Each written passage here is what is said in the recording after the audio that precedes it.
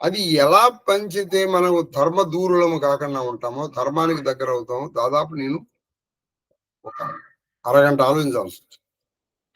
ఎందుకని మన తర్వాత ఎవరు ప్రశ్నించరు, దానికి ఎవరికి తెలియదు. ఆ 300 మిగిలిన కూడా ఎవరికి తెలియదు. ఎవరికి తెలియకుండా ఆ 300 నేను జేబులో పెట్టుకున్నా ఎవడు అడిగేవాళ్ళు లేడు. ఎందుకంటే ఎవరికి తెలియదు అది ఎలా మిగిలినాయంటే. పమ్మికి 9,300 ఇవ్వాలి మనం. మరి వాడు ఏమనుకున్నాడు, 1,300 మాకు కన్సెప్ట్ ఇచ్చాడు, 8,000 ఇవ్వండి చాలండి. మరి 1,300 అందరికి ఇవ్వాలి కదా. అప్పుడు రకరకాలుగా ఆలోచించి కొందరికి రూమ్ వైజు, కొందరికి మనుషుల వైజు దాన్ని పంచడం జరిగింది. ఈ పంచ కార్యక్రమంలో ఇక చూసి నేను ఒక 300 నా జేబులోంచి పెట్టుకుని నేను ఇచ్చేసి. ఎందుకని ఇలా ఇవ్వాల్సి వస్తుందంటే అది చాలా చిన్నదై ఉండొచ్చు, మనకి తెలియడానికి చాలా చిన్నదే, కానీ ఎక్కడైనా ధర్మానికి దెబ్బత అది సంగతి. కాబట్టి ఇప్పుడు వీళ్ళు ధర్మరాజు గారిది ఓవర్ యాక్షన్ కాదు అక్కడ. ఎక్కడైనా ఇంతసార్లు చెప్పినాడు ఆ భీష్ముడు చెప్పేశానండి అని సంతోషంగా భావించలే పాపం. ఇక్కడ వచ్చి మురిసిపోయాడు. కానీ గొప్ప చరిత్రలోకి వెళ్తున్నాం. అశ్వమేధ పర్వం, ఈ పర్వం పేరు అశ్వమేధ పర్వం. అది సంగతి. ప్రథమాశ్వం చెప్పనైనా శోకమగ్నుండగు ధర్మజుని అది శోకమగ్నుడు, శోకంలో మునిగిపోయినటువంటి ధర్మరాజుని కృష్ణుడు మిగతా వాళ్ళందరూ ఓదార్చారు. మళ్ళీ ఇన్నాళ్ళు ఆ కర్ణుడిని చంపారనే బాధ. అసలు ఏ కర్ణుడు చనిపోతే మీకు బాగా గుర్తుంటే ధర్మరాజు ఇంకెప్పుడు ఆ పని చేయలే. కర్ణుడు చనిపోయాడు, వచ్చేసి చెప్పారు వీళ్ళు, నీకు గుర్తుందా? ఈయన ఏం చేశాడు? అందరూ పడుకున్న తర్వాత ఈయన మళ్ళీ రణభూమిలోకి వెళ్ళాడు. మళ్ళీ రణభూమిలో ఎక్కడ కర్ణుడు పడిపోయాడు చూశాడు. తన కళ్ళారా ఆ పడిపోయినటువంటి నిర్జీవితుడైనటువంటి ఆ కర్ణుడిని చూసి అనుకున్న వాళ్ళు నిద్రపోయాడు. ఆయన నిద్రపోయిన రోజు అది. ఆయనకి వీళ్ళు చెప్పిన తర్వాత కూడా కృష్ణుడు అబద్ధం చెప్తాడు, అబద్ధం చెప్పడు. కానీ అది కళ్ళతో చూస్తే గాని ఆ తృప్తి కలగదు. కర్ణుని చంపకుండా వచ్చినందుకు అర్జునుడిని పట్టుకుని ఇష్టం వచ్చినట్టు తిట్టాడు. అటువంటి కర్ణుని చంపినందుకు నేను ఆయన చంపానని బాధపడ్డాడు. ఎందుకని ఎప్పుడైతే తన అన్నగారని అదే దానికి చాలా సార్లు భీష్ముడు చెప్పాడు. అంత ఒకటే రెండా. ఇప్పుడు నెక్స్ట్ దేవా వైశంపాయనుడు జనమేజయునికి ఇట్లని అయ్యా. ఆ తర్వాత ఏమైందంటే జనమేజయుడికి ఇలా అంటున్నాడు. జనమేజయుడు సరే తర్వాత ఏం జరిగిందని అడిగాడు కదా, అడిగిన దానికి ఇలా అంటున్నాడు. అట్లు అమరనదీనందనునకు ఉదక కర్మం ఆచరించి ధర్మనందనుడు ధృతరాష్ట్ర పురస్సరముగా ధృతరాష్ట్రుడిని ముందర పెట్టుకుని, పురస్సరం అంటే ధృతరాష్ట్రుడి ముందర, ఆయన వెనకాల ఈయన. ధృతరాష్ట్రుడు పురస్సరముగా భాగీరథి ఉత్తరించి అంటే గంగా నది దాటి తత్తీర దేశంబున ఉమ్మలికంబునం, అది తత్తీర దేశమున ఆ భాగీరథిని దాటి ఇంకా గంగానదీ తీరంలో ఇలా బాధపడుతున్నాడు. ఏమనుకుంటున్నా అంటే ఉమ్మలికంబునం బొగులు ఉల్లముతో అంటే ఆయన మనసు ఎలా ఉంది? బాధతో కుంగిపోతుంది. బాధ ఇది విచిత్రమైన బాధతో ఉమ్మలికమతో మనస్సు వ్యాకుల పడినటువంటి మనస్సుతో పొరిలోచనంబులం గ్రామరగా కళ్ళల్లో కనిపిస్తుంది. ఆ కళ్ళు తిరుగుడు పడుతున్నాయి, ఇంచుమించుగా కళ్ళు తిరుగుతున్నాయి. ఆ బాధతో నిండిన చేతతో కళ్ళు తిరుగుడు పడ్డాయి.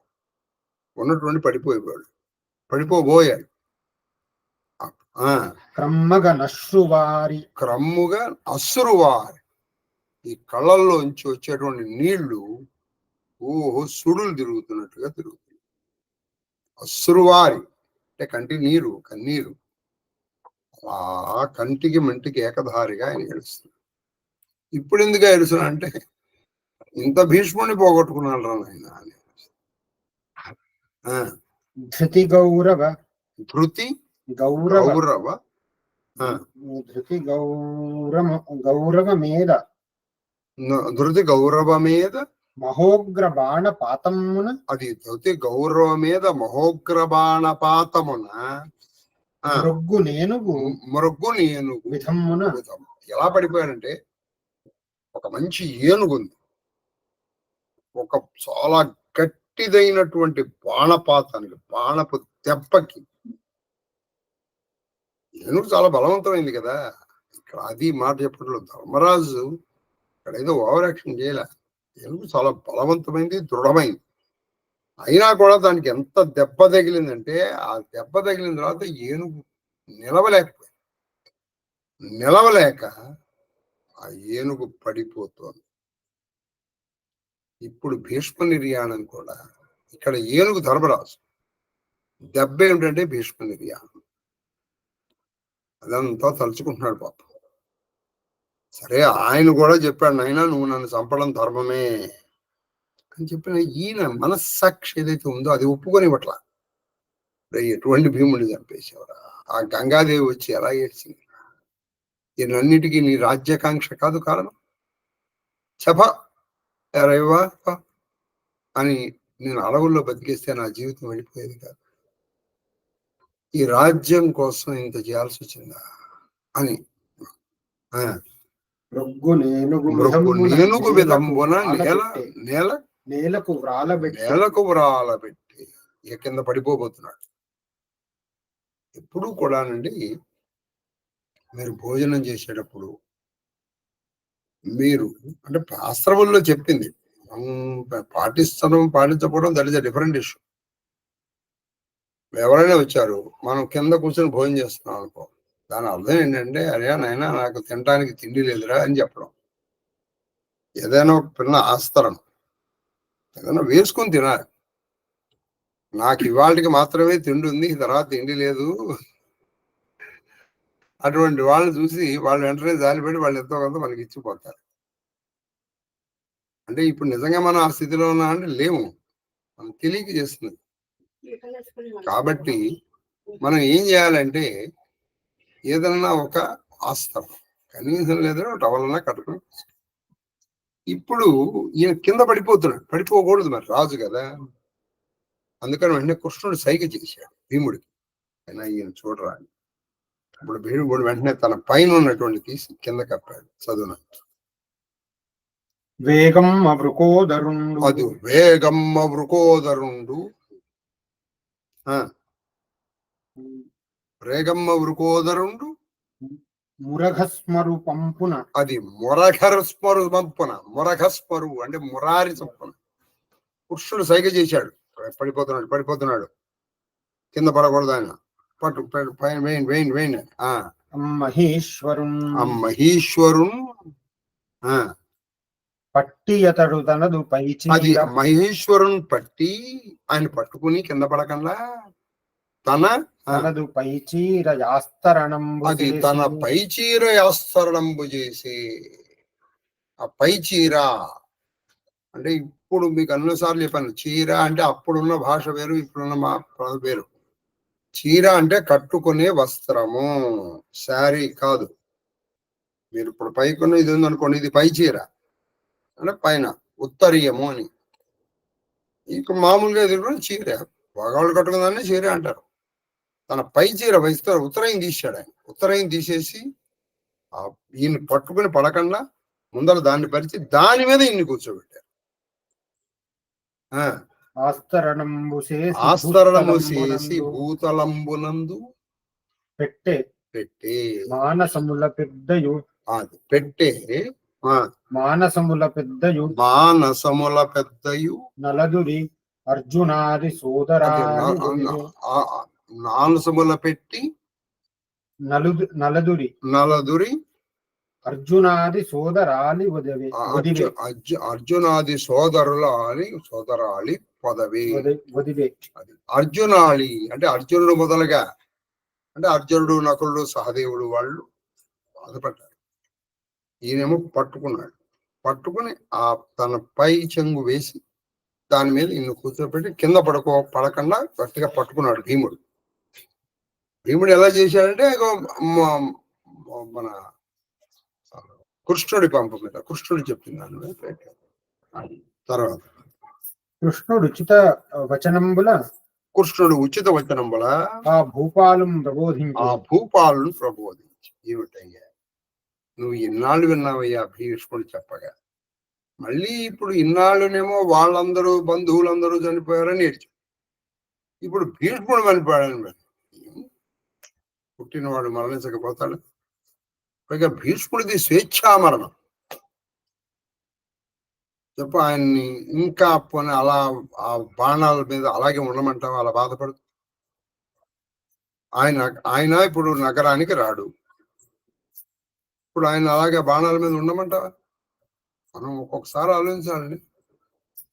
ఒకడు బాగా తీవ్రంగా బాధపడుతున్నాడు అనారోగ్యం, అయినా వాడు ఉండాలని అనుకోవటం అది వాడి పట్ల ప్రేమ, ద్వేషమా?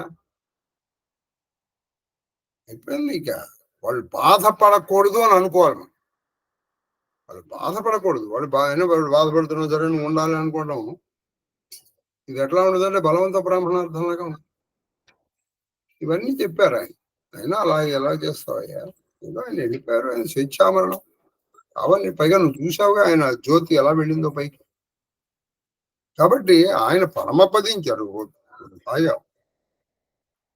అందరూ స్వర్గానికి వెళ్ళారు, నువ్వెందుకు బాధపడతావు? తర్వాత అప్పుడు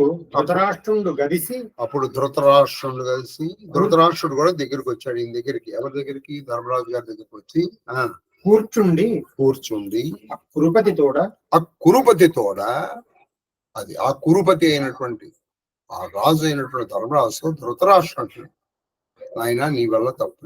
మొట్టమొదటిసారిగా ధృతరాష్ట్రుడు తన తప్పు తను పబ్లిక్ గా ఒప్పుకున్నాడు. చాలా పబ్లిక్ గా ఒప్పేసుకున్నాడు. పాపం నిజంగా సిన్సియర్ గా ఒప్పుకున్నాడు. అది మాత్రం చెప్పాలి. నాయన ఇందులో నీ తప్పు లేదు, దీని అన్నిటికీ కారణం నేను. విదురుడు నాకు చెప్పాడు, నేను వినలేదు. నేను అమితమైనటువంటి పుత్ర వాత్సల్యంతో ఇగో ఇదంతా తీసుకొచ్చాను అని చెప్పాడు. క్షత్రధర్మంబున గైకొంటి మేదిని నువ్వు క్షత్రధర్మాన్ని పాటించి ఈ భూమిని తీసుకున్నావు. క్షత్రధర్మంబు పాటించి గైకొని మీద క్షత్రధర్మంతో ఈ భూమిని తీసుకున్నావు. అందులో తప్పేముంది?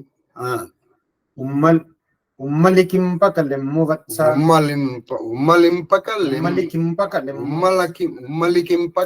లెమ్ము వత్స అయినా బై ఎందుకయ్యా నువ్వు క్షత్రియ ధర్మంతో యుద్ధం చేసావు.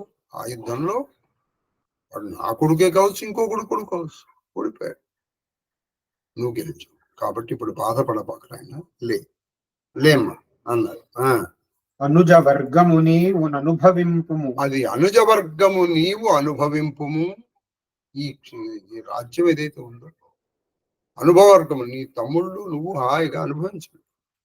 నాళ్ళు చాలా కష్టాలు పడ్డారు. వీళ్ళ బతుకంతా ఇప్పుడు రాజ్యాలేగా. ఇంద్రప్రస్థంలో ఉన్నది వీళ్ళు కొన్ని 1 సంవత్సరం 2 సంవత్సరాలు ఉన్నారు, తర్వాత అంతా కష్టం. కాబట్టి అనుభవించండి ఆయన. శోకకాలంబు కాదిది ఏల భగవా. అది శోకకాలంబు కాదు, ఇది ఏల భగవా. ఇది శోకించడానికి సమయం కాదు నాయన. ఎందుకు బాధపడతావు? బాధపడవు. ఇది శోకకాలం కాదు అని పలికి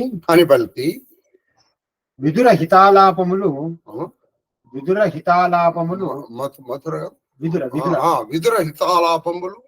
తన వినకుండుటయు అది చెప్పాడు నాయన. విదురుని యొక్క హితము, మేలు కలిగించేటువంటి మాటలు నేను వినకపోవటం వల్ల వచ్చిన అనర్థం. ఇందులో నీ తప్పేమీ లేదు నాయన. విదురుడు నాకు చెప్పినటువంటి మంచి మాటల్లో ఎన్నోసార్లు చెప్పాడు, ఒకసారి కాదు. ఒక్కసారి నేను విన్నా ఇంత అనర్థం జరిగేది. ఒకటి, అసలు నిన్ను జూదానికి పిలవద్దు అన్నాడు. నేను వెళ్ళలేదు. జూదం మధ్యలో ఆపేయమన్నాడు. నీ పవర్ ఉపయోగించి రాజు నువ్వు, జూదం మితిమీరుతోంది, ఆపేయమన్నాడు. అప్పుడు వెళ్ళలేదు. పోనీ మీరు వెళ్ళిపోయిన తర్వాత మీ రాజ్యం మీకు అప్పగించేసి అన్నాడు. అప్పుడు వెళ్ళలేదు. ఇలా ఎన్నో సందర్భాల్లో ఆయన నాకు చెప్పాడు విదురుడు. ఆయన మాటలు నేను వినకపోవటం వల్ల వచ్చిన అనర్థం ఇదంతా. సుయోధనుని కీడును సుయోధనుని కీడును దుష్ట బుద్ధి అనుసరింపగా నేనేం చేశాను? ఆ సుయోధనుడి యొక్క ఎదటి వాళ్ళ కీడు చేసినటువంటి దుష్ట బుద్ధి వాడిని అనుసరించాను. వీడి మాటలు వినకపోవడం ఎంత తప్పో, ఆ దుర్యోధనుని అనుసరించడం అంతే తప్పు చేశాను. సుయోధనుడు క్లియర్ గా చెప్పాడు, వాడి ప్లాన్ చెప్పేశాడు. ఏమిటి? నేను వీళ్ళని కాశీ పంపించి అక్కడ లక్క ఇంట్లో వీళ్ళని దహనం చేస్తాను అన్నాడు. అది తెలిసి కూడా నేను మిమ్మల్ని కాశీ వెళ్ళమని చెప్పాను. వాడేమి దాచలేదు అక్కడ. మనం విన్నాం అప్పట్లో, ఆది పర్వంలో మనం విన్నాం. చాలా కేటగారికలు ఇప్పుడు వీళ్ళు వెళ్ళింది అందుకు, అక్కడికి వెళ్ళగానే అది చేస్తాను. మరి అప్పుడు నేను వాడి మాటలు విన్నాను. మీరు దృష్టం ఉండి బతికారు మీరు. పోనీ మీరు వచ్చిన తర్వాత వెంటనే యుద్ధం ప్రకటించలేదు. మీరు ఏమి యుద్ధం ప్రకటించలేదు. పాపం మీరు అక్కడ ఇక్కడ అడుక్కుంటూ బతికారు. ఆ వచ్చిన తర్వాత ఏదో కొంచెం మంచి బుద్ధితో మీకు ఇచ్చాను. ఇచ్చిన వాడిని మా వాడు కాజేస్తూ ఉంటే చూస్తూ కూర్చోను. కాబట్టి ఇందులో నీ తప్పేమీ లేదు. ధర్మ మెడలిన కథమున ఇంత పుట్టే. అది ధర్మ మెడలిన కథమున ఇంత పుట్టే. ధర్మాన్ని నేను దూరంగా ఉంచడం వల్ల ఇగో ఇంత పుట్టింది. ఇంత అనర్థాన్ని, ఇంతమంది బంధువులు, మిత్రులు, సోదరులు, సైన్యము, ఇంత ఆస్తి నష్టం, ఇంత నష్టం కలగడానికి కారణం విదురుడి మాటలు వినకపోవటం, సుయోధనుడు యొక్క దుష్టబుద్ధి తెలిసి కూడా నేను ఆయన మాటల్ని వినటం. తర్వాత అనియు తెలియనాడి తనకు గాంధారికి వగలు మిగుల బొగుల వలయుటైనా ఇలా చెప్పి, తనకి గాంధారికి మీరు తప్ప మాకు ఆసరా ఎవరున్నాయన. ఇప్పుడు మీరే మాకు కంటి వెలుగు. మీరు ఇలా బాధపడకూడదు. మీరే మా కంటి వెలుగు, మీరు బాధపడదు. పైగా ఈ వయసులో నేను ఈ కష్టాన్ని భరించలేను. నేను కానీ గాంధారి కానీ ఉగ్గడించి మమ్ము నొంటి వగ్గుల గనుము. అది నమ్ము ఒంటి ఒగ్గుల గనుము. మేము ఒంటరి వాళ్ళం అయిపోయాం. ఎందుకంటే మా కొడుకులందరూ ఇకపోతే మొక్కుల బాగా ముసలి వాడు. మా పరిస్థితిని కూడా చూడండి. నువ్వు ఇలా బాధపడుతుంటే మేము సంతోషంగానే ఉన్నాం. నువ్వు బాధపడమాకు నాయన అని చెప్పి అంత తీర్పు మనయే నది. కాబట్టి మా యొక్క బాధను తీర్చాల్సిన బాధ్యత నీ మీద ఉంది నాయన. దానికి నువ్వే బాధపడుతూ ఉంటే ఇప్పుడు మా బాధ తీర్చేవాడు. నువ్వే బాధ తీసేస్తే ఇప్పుడు మా బాధ తీర్చేదేవా అని నవిని ఊరకున్నాను. ఆయన ఇలా ఇన్ని మాట్లాడు దురదరాష్ అయినా ధర్మరాజు మాట్లాడు అంటే ఏమిటి? ఇంకా కన్విన్స్ కాలేదని దాని అర్థం. ఊరకున్నాను శౌరి. అప్పుడు కృష్ణుడు కల్పించుకున్నాడు ఆ కౌరవపతితో బంధువులు శోకంబునందిన మృతికోటికి పరితాపం వాటిలో. ఇది గుర్తుకొట్టుకోండి. ఎవరైనా చనిపోయారనుకోండి, ఆ చనిపోయినటువంటి బంధువులు బాధపడ్డారనుకోండి, చనిపోయినటువంటి వాడికి పరితాపం వస్తుంది. అయ్యో అయ్యో అయ్యో అని వాడు బాధపడతాడు. ఎందుకని మీ కళ్ళ నీళ్లు వాళ్ళని ఆపేస్తాయి ముందరికి వెళ్ళని. అయిపోయింది ఒకసారి. తర్వాత వాళ్ళు సద్గతులు వెళ్ళాలని నువ్వు ఇక్కడ ఏం చేయాలో అవి చేస్తే సరిపోదు. ఇదే కర్తవ్యము, కర్తవ్యత చేసుకుంటూ వెళ్ళిపోవాలి. అందుకే ఏడుస్తూ కూర్చున్నావు అనుకో, అది నీకు మంచిది కాదు, వెళ్ళిపోయిన వాళ్ళకు కూడా మంచిది కాదని కృష్ణుడు చెప్పాడు. ఈ మాటను గుర్తుపెట్టుకోండి. వెళ్ళిపోయిన వాళ్ళ గురించి మళ్ళీ తలుచుకుని బాధపడితే వాళ్ళకి ఇబ్బంది.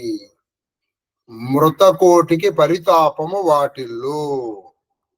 కొన్ని మాటలు మీరు అలా గుర్తుంచుకోవాలి ఎప్పటికప్పుడు. ఎందుకంటే మీరు పాటించాలి. ఎదుటి వాళ్ళు తెలియక ఆ పని చేస్తుంటే ఇది నాయన తప్పురా నాయన, వాడు చనిపోయిన వాడినైనా చావనివ్వాలి కదండి. వాడిని ఇంకా నువ్వు బాధ పెడతావు ఎందుకు? అది అట్లుగాక భవదీయ జ్ఞాతులు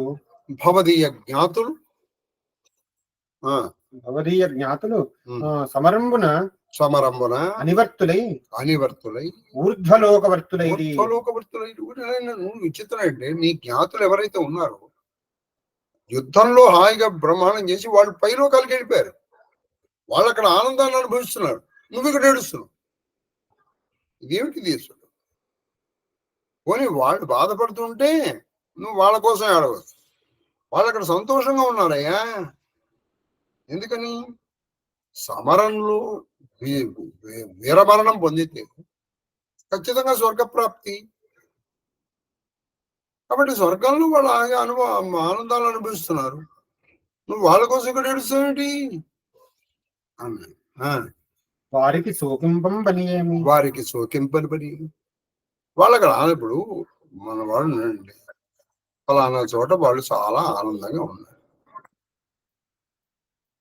వాళ్ళు చాలా అమెరికాలో వాళ్ళు చాలా ఆనందంగా, హాయిగా, ఉల్లాసంగా, ఉత్సాహంగా ఎన్నో సిరి సంపదలు అన్నది.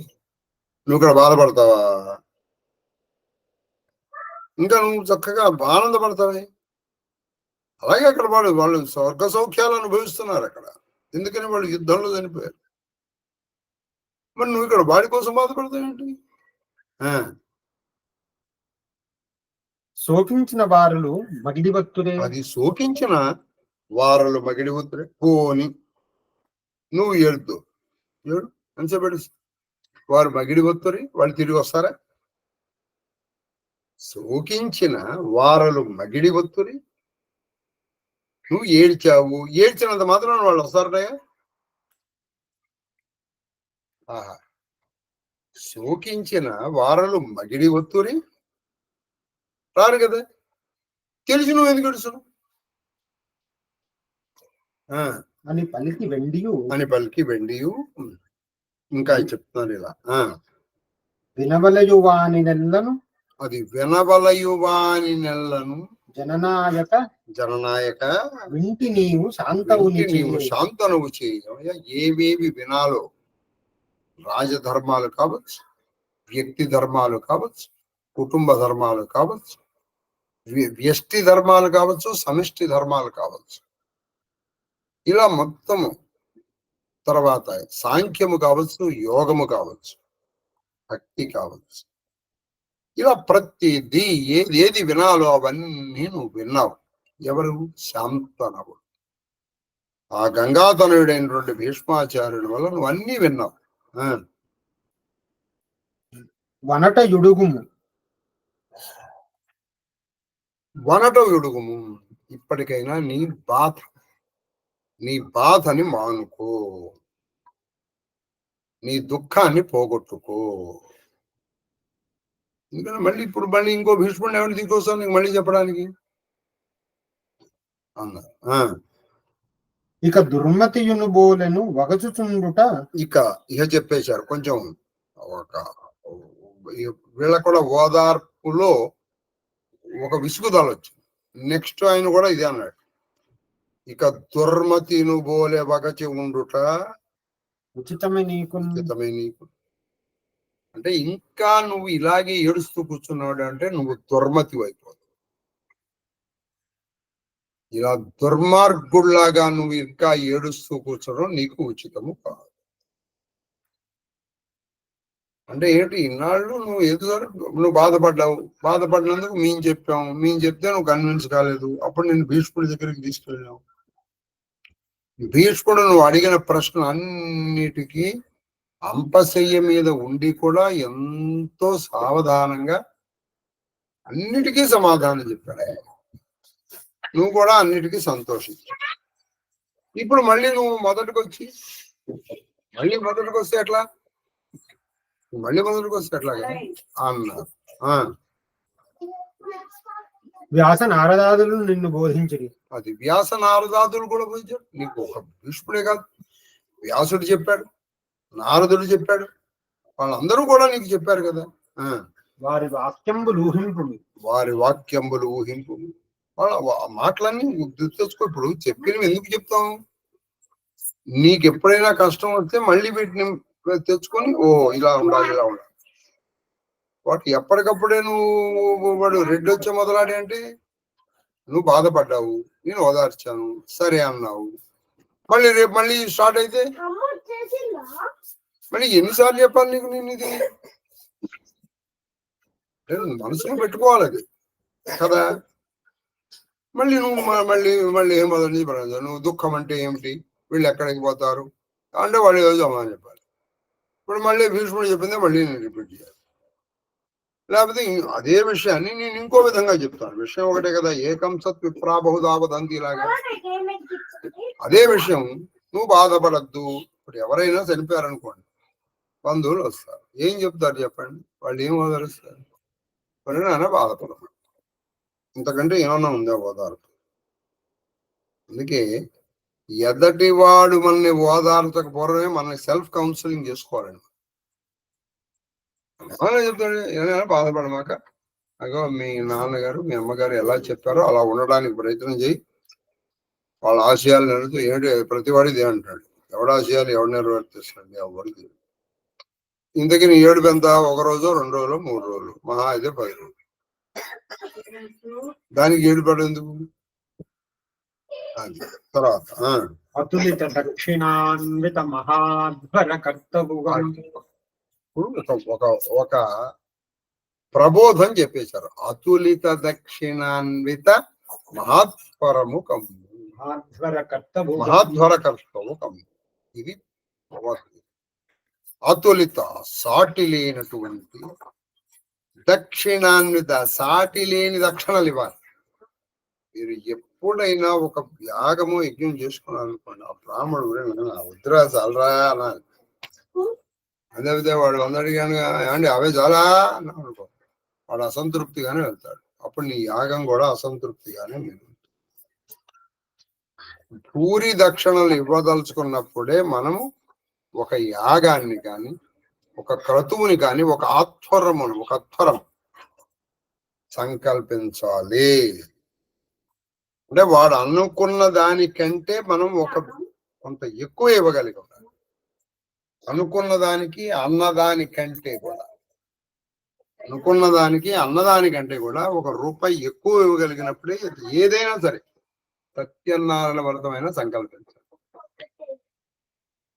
కాబట్టి భూరి దక్షిణాన్విత అంటే గొప్ప దక్షిణములతో ఉన్నటువంటి ఒక మహాత్వరం, అంటే ఒక గొప్ప ఆధ్వరం, ఒక యజ్ఞం, ఒక యాగం చేయనాయన. అప్పుడు నీకు ఈ శ్లోకం పోదు. ఎందుకంటే లేకపోతే నువ్వు మళ్ళీ ప్రవచనాలు చెప్పన్నావు అనుకో, నువ్వు చెప్తూ ఉంటావు, నువ్వు ఉంటూ ఉంటావు. దేవతా పితృనివహంబులం, అది దేవతా పితృనివహంబులం. కరము భీతియు భక్తియునుల్లసిల్ల అర్చితములు చేయుము. రెండోది చెప్పారు వాడు. నువ్వేం చేస్తావంటే దేవత పితృనివహం అంటే దేవతలు, పితృ నివహము అంటే సమూహాలు, వాళ్ళిద్దరిని నువ్వు సంతోషపెట్టు. దేవతా పితృ నివహంబు ఉల్లసిల్ల. బా ఎంత మంచి పని చేశారు. అంటే నువ్వు ఇక్కడ చేసేటువంటి యాగము, యజ్ఞ ఫలము చూసి వాళ్ళు సంతోషిస్తారు. నువ్వు యజ్ఞం ఫలం చూసి వాళ్ళు సంతోషిస్తారు. మీ పితృదేవతలు కావచ్చు, దేవతలు కావచ్చు. అలా వాళ్ళు సంతోషపడేట్టు ఒక యాగము చెయ్యి. కరము ప్రీతియు భక్తియు. కరం కరము అంటే పరము చాలా ఎక్కువైనటువంటి ప్రీతితోనూ భక్తితో చేయి. దేవతాయజ్ఞము పితృయజ్ఞము ఎక్కువైనటువంటి ప్రీతితోనూ భక్తితోనూ చేయించక ఆనందంగా చేయి. నువ్వు చేసిన దానికి నువ్వు ఆనందపడాలి, వాళ్ళు ఆనందపడాలి. అర్చితము చేయి. వాళ్ళు అర్చించు, దేవతార్చన చేయి, పితృర్చన చేయి అని చెప్పారు. చెప్తే ఉర్వి ప్రజ జేకొని రక్ష ఘటింపు. అది మూడో కర్తవ్య బోధన చేశారు. ఉర్వి ప్రజ చేకొని రక్షక, ఈ భూమి మీద ఉన్నటువంటి ప్రజల్ని దగ్గరికి తీ, వాళ్ళని రక్షించు. గొప్ప యజ్ఞాలు చేయి, దేవతా పితృర్చనలు చేయి, ప్రజల్ని రక్షించు. నువ్వు చేయాల్సిన పనులు ఇవి. బంధు సుస్థితులు నరింపుము. అది బంధు సుస్థితులను, బంధువులనేమో సుస్థితులను మంచి స్థితిలో ఉండేటట్టు చేయి. వాళ్ళ బంధువులు అంటే మనవాళ్లే కదండి, ప్రజల్ని. నువ్వు పరిపాలకుడివి కదా, అలాగే నిన్ను ఆశ్రయించిన వాళ్ళందరూ మంచి స్థితిలో ఉండేటట్టు చూసుకో. తర్వాత ఎప్పుడు నతిథి వ్రత పూజలు నర్పు భూవర. ఎప్పుడు అతిథి వ్రత పూజాదుల నర్పము నిరంతరం. ఎప్పుడు అతిథి అభ్యాగతుల్ని సేవించు, వ్రతాలు చేయి, పూజలు చేయి. అంతేగాని ఇలా నువ్వు ఏడుస్తూ కూర్చోవడం, నువ్వు ఏడ్చినప్పుడల్లా మేము రావడం, నువ్వు వచ్చినప్పుడల్లా చెప్పడం, దొరికాడు కదా నువ్వేవో 10 ప్రశ్నలు వేయడం, ఎందుకు? నువ్వు చేయాల్సిన పనులు కర్తవ్య బోధ చేసేసారు బాబు. ఎవరు? కృష్ణుడు. తర్వాత అని నవిన ధర్మానందనుడు సాత్యవతేయు మొగంబు గనుంగని. ఇప్పుడు ఆయన కర్తవ్యం చెప్పేశాడు కదా కృష్ణుడు. ఏమిటి? యజ్ఞము చేయి, దేవతా పితృపూజలు చేయి, ప్రజల్ని రక్షించు, మంచి వ్రతాలు ఇవన్నీ చేస్తూ ఉన్నాడు. అప్పుడు ధర్మానందనుడు సాత్యవతేయు మొగంబు కనుగొని దేవా భవదీయ దయాప్రేమంబులు నాపై నెప్పుడు, భవదీయ దయా ప్రేమంబులు నాపై నెప్పుడు అత్యంత గాఢంబులయ్యుండు. అయ్యా, అప్పుడు ఆయన ఇలా కృష్ణుడు చెప్పేటప్పటికి ఈయన కృష్ణద్వైపాయనుడి వైపు చూశాడు, అంటే వ్యాసుడి వైపు చూసి దేవా, నేనంటే మీకు ఎందుకో తెలియదు కానీ గాఢమైన ప్రేమ, నా మీద ఎంతో ధైర్యం, లాంటి అల్పుడి మీద కూడా మీకు ఎంతో దయ ఉంది అన్నాడు. పాపం నన్ను పెక్కు భంగుల రక్షించి ఇక పూర్వం కూడా నన్ను అనేక విధాలుగా మీరు నన్ను రక్షించారు. ఇక మీద వనంబున కరుగా అనుజ్ఞ ఇచ్చుట నాకు. ఇక మీద వనంబున కరుగా అనుజ్ఞ ఇచ్చుట నాకు ప్రియంబు. నాకు ప్రియం వరుగా ఇట్లైనా పితామహ కర్ణులను చంపించిన క్రూర కర్మునకు శాంతి ఎట్లు కలుగు. అయ్యా వ్యాసదేవ, మీరు నన్ను అనేక విధాలుగా రక్షించారు. నా మీద మీకు ఎంతో దయ ఉంది. మీరు ఇప్పుడు నాకు ఆజ్ఞ ఇవ్వండి. ఎందుకయ్యా ఆజ్ఞ? నేను అరణ్యాలకు వెళ్ళిపోతాను. అరణ్యాలకు వెళ్ళిపోయి నా శేష జీవితం హాయిగా తపస్సు చేసుకుంటూ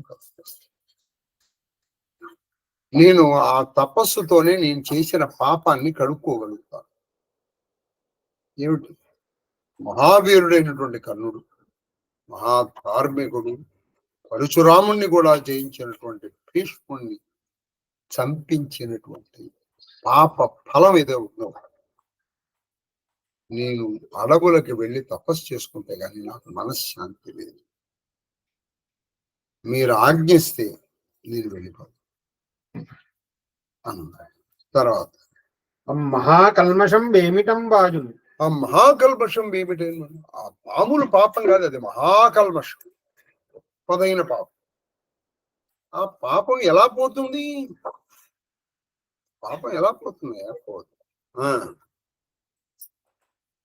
అయ్యనుష్ఠానంబు విధింబుండని అవి అనుష్ఠానము విధింపుండని పలుకుటయు పలుకుటయు ఆ ధర్మవర్యునకు ఆ ధర్మవర్యునకు పారాశర్యుని పారాశరుడు.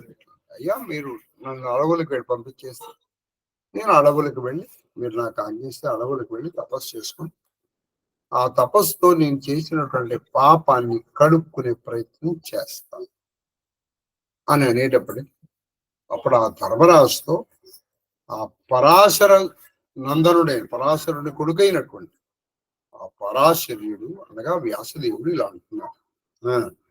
నిష్ఠించి ఇబ్బంది నిష్ఠించి ఇబ్బంది నీకేమి చెప్పినా వాక్యంబులెల్లను వరద కలిసిపోయినాయి. ఇందాక కృష్ణుడే కూడా ఇదే అన్నాడు, ఇంకా నువ్వు ఇలా వర్తించడం దుర్మతిలాగా. కృష్ణద్వైపాన్ని కూడా అన్నాడు, నిష్ఠించి ఎంతో నిష్ఠతో. అక్కడ నారదుడు చెప్పాడు ఉమామహేశ్వర సంవాదం. నారదుడు కృష్ణుడికి చెప్పాడని భీష్ముడికి చెప్పాడు. సరే నేను కూడా అక్కడ కొన్ని విషయాలు చెప్పాను. అంటే నేను అంటే ఇక్కడ కృష్ణద్వైపాన్ని భీష్ముడు చెప్పాడు.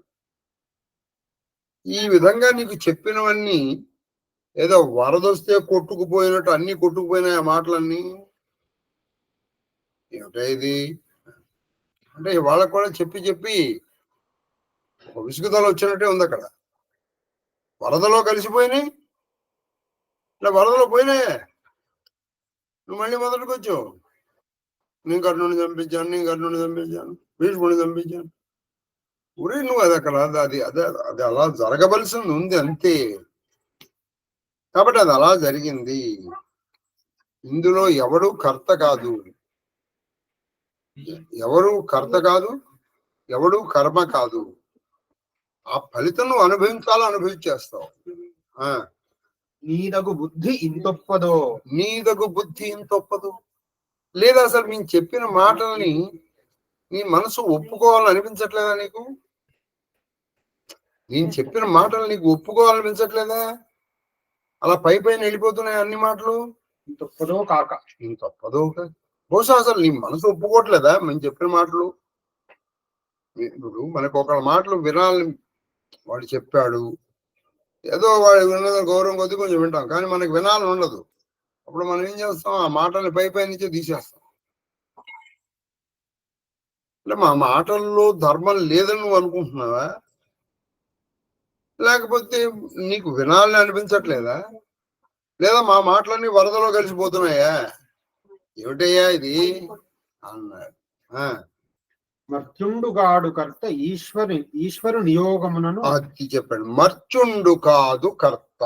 నువ్వు ఏ పనైనా చేయి, ప్రపంచం ఏ పనైనా చేయి, దానికి కర్తవు నువ్వు కావు. ఎవరు? ఈశ్వరుండు గాక. నువ్వు ఏ పైన చేయి, మంచి చెడు ఏదైనా, దానికి అసలు ఆయన కర్త. కాబట్టి కర్తృత్వం నువ్వు వదులుకోవాలి. నేను చేశానండి అని నువ్వు చేసేది, నేను చెప్పానండి అని నువ్వు చెప్పేది. కాబట్టి నువ్వు కర్తవి కాకుండా ఆ కర్త చేతిలో పనిముట్టు అయ్యావు అనుకో, నీకు పుణ్యము లేదు, పాపము లేదు. ఎప్పటికప్పుడు బ్యాలెన్స్ షీట్ టాలీ. ఇప్పుడు మర్చుడు కాదు కర్త, ఈశ్వరు నియోగమున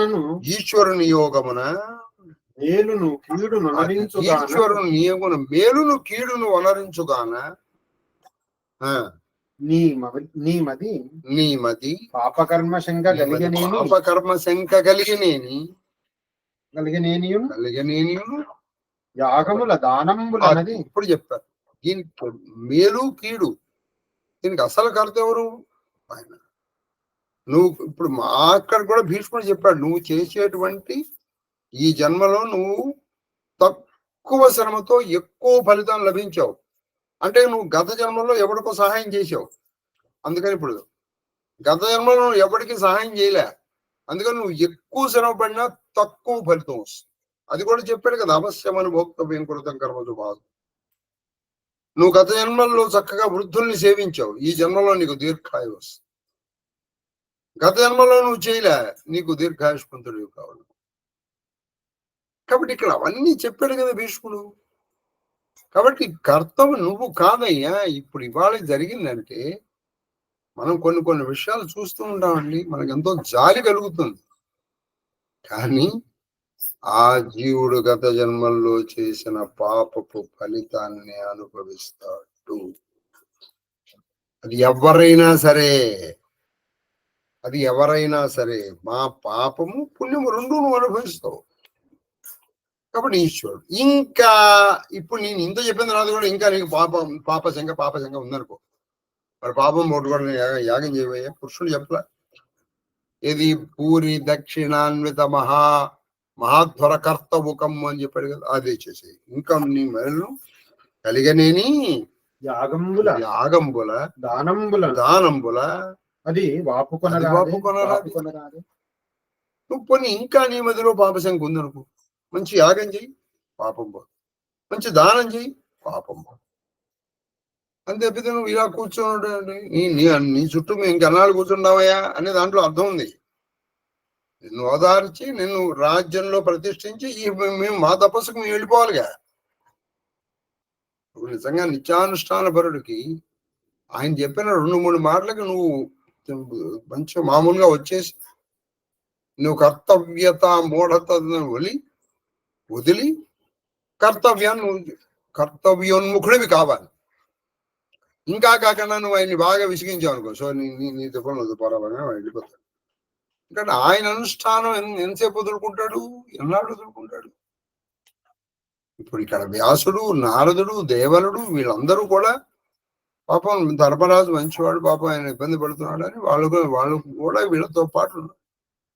ఇంకా వాళ్ళకి అనుష్ఠానాలు ఉండవు. ఇప్పుడు వాళ్ళకి సంసారంలో కూడా ప్రారంభమవుతున్నారు. అశ్వమేధమధిక దక్షిణాన్వితముగా అశ్వమేధ అధిక దక్షిణాన్వితముగా 2 చెప్పారు ఈయన. నువ్వు అశ్వమేధ యాగం చేయి. అయితే నువ్వు ఎలా ఇవ్వాలి? అధిక దక్షిణ చక్కగా. బ్రాహ్మణుడు 1000 వరాలు ఇచ్చి అనుకో, నువ్వు 2000 వరాలు ఇవ్వడి. అధిక దక్షిణాన్వితముగా అనగా ఓ పాపము లేనివాడా, నీకు పాపం లేదురా నాయన, అయినా నువ్వు ఉందనుకున్నావు కాబట్టి ఏ అశ్వమేధం మంచి దక్షిణలు ఇచ్చి చేయుమంతతో భవదీయ చిత్తానుతాపమంతయును పాయు. నీ మనస్సుకు పట్టిన అనుతాపం, నీ మనసుని పట్టి పీడిస్తున్నటువంటి ఆ నిరాశ, నిస్పృహ, దుఃఖము అన్ని కూడా పోతాయి. కాబట్టి మంచి అశ్వమేధ యాగం చేయి. నువ్వు రాజువి, నీకు తమ్ముళ్ళు 4 ఉన్నారు, బ్రహ్మాండమైనటువంటి వాళ్ళతో యాగం చేయి అన్నాడు. రఘురామునట్లు ఊరు భరతుని పోలే 3 పేర్లు చెప్పాడు. రఘురాముడిలాగా చేయవయ్యా అశ్వమేధ. మీ వంశమునకు మూల పురుషుడైనటువంటి వాడు పురు. అందుకే వీళ్ళు పౌరవులు. వాళ్ళ వంశానికి 2 మూలకర్తలు ఉన్నారు, పురు కురు. కురువా వంశంలో వాళ్ళు కాబట్టి కౌరవులు, కురువంశములు కాబట్టి వీళ్ళు పౌరవులు అని కూడా మాట ఉంది. మనం చాలా సార్లు విన్నాం. ఈ పురువు యొక్క దీన్ని కూడా మనము ఆదిపర్వంలో నేర్చుకున్నాం. కాబట్టి పురువుడికి కూడా అశ్వమేధ యాగం చేశాడు. అలాగే భరతుడు, ఈ వంశములకు మూల పురుషుడు భరతుడు, శకుంతల భర్త, ఆయన కూడా చేశాడు కదా. అలా చెయ్యి, మంచి యాగాలు చెయ్యి.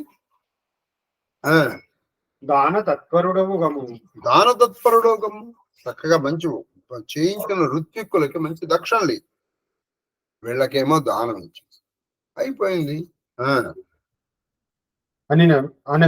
అనవిని మునీశ్వరును కాన్రుపుడు ఇట్లను.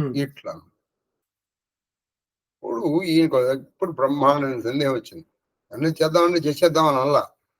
అయ్యా మీరు చేద్దాం అంటున్నారు, బాగానే ఉంది, కానీ జరిగింది మామూలు యుద్ధమా? భయంకరమైన యుద్ధం. ఈ యుద్ధంలో ఇప్పుడే నేను రాజరికంలోకి వచ్చి చూశాను, ట్రెజరీ మొత్తం ఖాళీ అయిపోయింది. ఏమీ లేదు అక్కడ. మీరు పూరి దక్షిణాన్వితముగా దానములు చేసేసి మెదగాను. నా దగ్గర డబ్బులు లేవు. ఎక్కడి నుంచి ఏమంటారు? ఎవరు? ధర్మరాజు. అశ్వమేధయాగ నిరతి భూమి పాలు గత కల్మషు చేయగా అది భూమి పాలు గత కల్మషు చేయగజాలు చేయగజాలు అని విందు ఏం భూమి పాలు చేయగజాలు చేయగజాలను జాలను జయగజాలు నాగన్ జయగజాలు నాగా మున్ను వెడవింటి అన్నాడు బాబు. నేను కూడా కొంచెంగా విన్నాను. ఏంటి అశ్వమేధ యాగము కనుక చేస్తే రాజు చేసిన పాపాలన్నీ పోతాయి అని కొంతమంది పెద్దలు చెప్పగా నేను విన్నాను. పూర్తిగా కనుక నేను విన్నాను. మీరు కూడా చెప్పేది కరెక్టే. సజ్జన మనోజ్ఞ వచో మహనీయ సజ్జన మహనీయ వచో మనోజ్ఞ సజ్జన మనోజ్ఞ వచో మహనీయ నీవు చెప్పిన పలకూది ఆ క్రతువు ప్రీతి నొనర్చద నెల్లభంగులను. ఏ విధంగానైనా సరే సజ్జన మనోజ్ఞ అంటే సజ్జనుల యొక్క మనస్సులలో నిరంతరము ఉండేటువంటి వాడ ఎవరు? వ్యాసదేవుడు. నువ్వు చెప్పిన అశ్వమేధ యాగాన్ని చేస్తామనే ఉంది, నాకు చేస్తాను. అయితే నాకు ఒక చిన్న 2 సమస్యలు ఉన్నాయి నా దగ్గర. ఏమిటంటే అవి అని పలికి మునీంద్ర ఒక్క విన్నపంబు అవధానంబుతో చాలా శ్రద్ధగా వినండి మునీంద్ర, వ్యాసదేవ. ఏంటంటే మీరు చేయమన్నారు అశ్వమేధ యాగం, నేను చేస్తాను. కానీ అశ్వమేధంబు అధిక దక్షిణాన్వితంబు కావలయునను అది అశ్వమేధంబు అధిక దక్షిణాన్వితంబుగా కావలయునంట తెల్లంబుగా నాకు నానది. మీరు చాలా స్పష్టంగా చెప్పారు నాయన. పూరి దక్షిణాన్విత గొప్ప దక్షిణలతో ఉండాలి అని చెప్పారు కదా. అంటే వాళ్ళకేదో మనం 5 రూపాయలు 10 రూపాయలు ఇస్తే సరిపోదు. చక్కగా వాళ్ళు అనుకున్న దానికంటే ఎక్కువ ఇవ్వగలిగి ఉండాలి. కయ్యంబున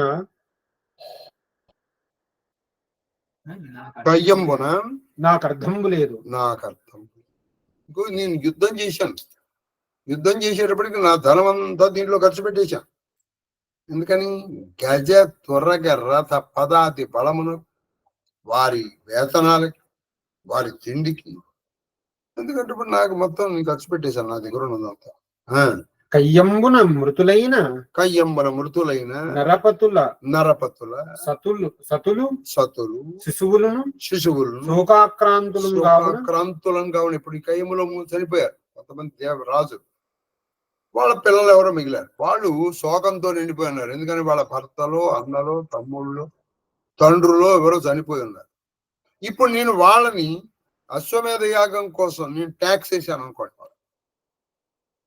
అంటే వాళ్ళకి ఇప్పుడు నాకు అంటే ఇప్పుడు రాజుకి what is the main source of income? Tax. ప్రజలు వేసే శిస్తు పన్ను వేస్తే వాళ్ళు ఇప్పటికే భర్తలో, అన్నలో, తమ్ముళ్ళో, బావలో, మరుదులు చనిపోయి శోకాక్రాంతులై ఉన్నారు. ఇప్పుడు నేను వాళ్ళ మీద వేస్తే వాళ్ళకి అది భారం కాదు. కావున వారల వలన ధనాహరణం అత్యంత అకరణీయము అంటే చేయకూడని పని. వాళ్ళ దగ్గర నుంచి డబ్బు తీసుకోవడం అనేటువంటిది చెయ్యకూడని పని. అసలు మామూలుగా కాదు. మరి నీ దగ్గర ఉంది కదంటే నా దగ్గర ఉంది. యుద్ధం చేసాం ఒక రోజు కాదు, 2 రోజులు. మరి యుద్ధంలో ఇంతమంది సైనికుల్ని, ఇంతమంది గజాలని, రథాలని, సారథుల్ని పోషించాలి కదండి. మరి పోషించడానికి డబ్బు అయిపోలా అంటే ధనాగారం నీళ్ళు అయిపోయి దుర్లభంబును అయినది. పరమ దుర్లభం. వాళ్ళు చెయ్యకూడదు, అది చేస్తే కూడా మంచిది కాదు. ఏం చేయకూడదు? ఈ నరపతులు నా వైపున వాళ్ళు పోరాడు ఉండొచ్చు, లేదా దుర్యోధనుడి వైపున పోరాడు. ఇప్పుడు వాళ్ళను కొత్తగా కట్టమంటే అది తప్పు కదా అన్నారు. తొల్లి దుర్యోధనుడు మా తోడి ఈసునం చేసి పెక్కండు రాజులను మూకలను కూడా నాతో మా మీద ఉన్న ఈర్ష్యతో అనేక మంది రాజుల్ని దగ్గరకు వదిలిపెట్టారు. మరి వాళ్ళు ఎలా వచ్చారు? వాళ్ళ ధనాలతో వచ్చేసారు. ఇంతమందిని అనవసరంగా దుర్యోధనుడు ఇన్వాల్వ్ చేశాడు. అది వీళ్ళిద్దరి మధ్య యుద్ధం అయితే బాగుండేది. ధనంబు వ్యయపెట్టి ధనాన్ని మొత్తం వ్యయము ఖర్చు పెట్టేశాడు.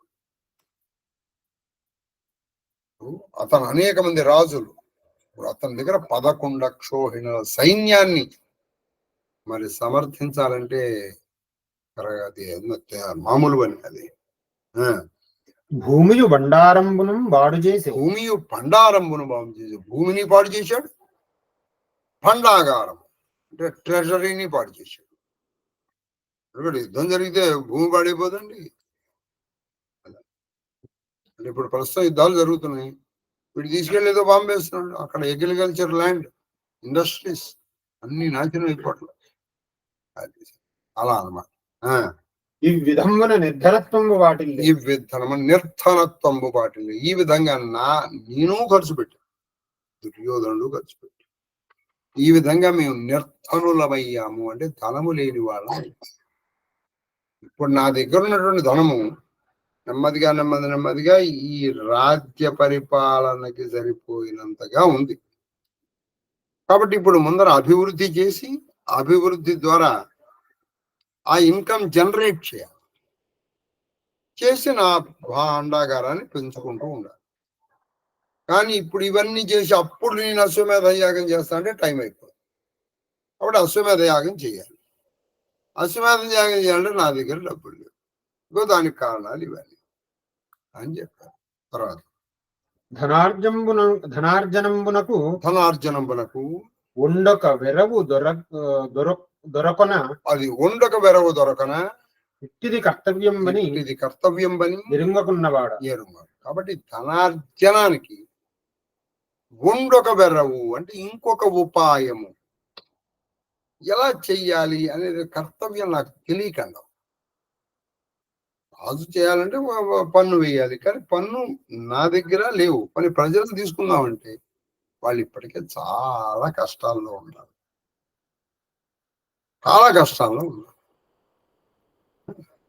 ఇప్పుడు మీకు అంటే మీరు ఏమన్నా పెద్దవాళ్ళు ఉంటే తెలుసు, 1971లో మనకి పాకిస్తాన్కి యుద్ధం జరిగింది. ఏది? బంగ్లాదేశ్ కోసం. నిజానికి అసలు మన సమస్య కాదు, వాళ్ళ సమస్యలో మధ్యలో మనం ఇంటర్ఫియర్ అయ్యాం, సరే కొట్టుకున్నాం. అప్పుడు ధనము కావాల్సి వచ్చింది, ఇది భారత ప్రభుత్వానికి. అందుకని అప్పుడు ఏం చేశారు, 5 పైసలు ఉన్నటువంటి పోస్ట్ కార్డ్ ని 15 పైసలు చేశారు. పోస్టల్ కార్డ్ అంటే ఉత్తరాలు రాసేది. అది అప్పుడు ఏం చెప్పారంటే, ఈ యుద్ధం అయిపోయిన తర్వాత ఆ డబ్బుల్ని మిలిటరీ కోసం వాడతాము, యుద్ధానంతరము మళ్ళీ దీన్ని తీసుకొచ్చేస్తాము అని అప్పటి ఫైనాన్స్ మినిస్టర్ చెప్పిన మాట. 1971లో అయిపోయిన యుద్ధం ఇప్పటికి 50 సంవత్సరాలు పైన, ఇంచుమించు 60 సంవత్సరాలు వస్తుంది. అది తగ్గించడం లేదు. ఇవాళకి అది 15 పైసలే ఉంది. అసలు ఇప్పుడు మన కార్డు రాయడం అని పారేసామంటే అది వేరే విషయం. ఒకప్పుడు పోస్టల్ కార్డు పెంచేది 15 పైసలు, అది తగ్గించనే లేదు, అలా పెంచుకున్నారు.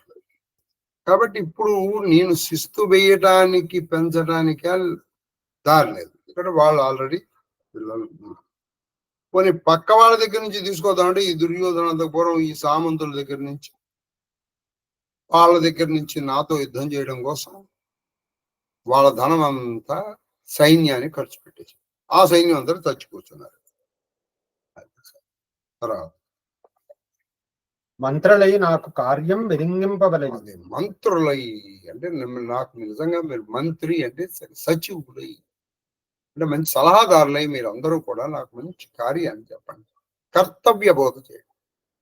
మీరు చెప్పినట్టు అశ్వమేధ యాగం చేస్తాను, కానీ ఎలా అన్నారు. ఆ, అని ప్రార్థించిన మహాత్ముడు మహీపతిం మహీపతి పరమాదరంబున పరమాదరంబున ఆలోకించి చూశారు. అమ్మయ్యా ఇప్పుడు చేస్తానండి యోగపరిచయం.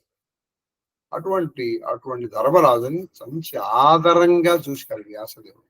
చిరాగ్గా చూసి కొండకు విచారించి కొంచెం ఆలోచించాడు ఆయన. ఎవరు? వ్యాసదేవుడు.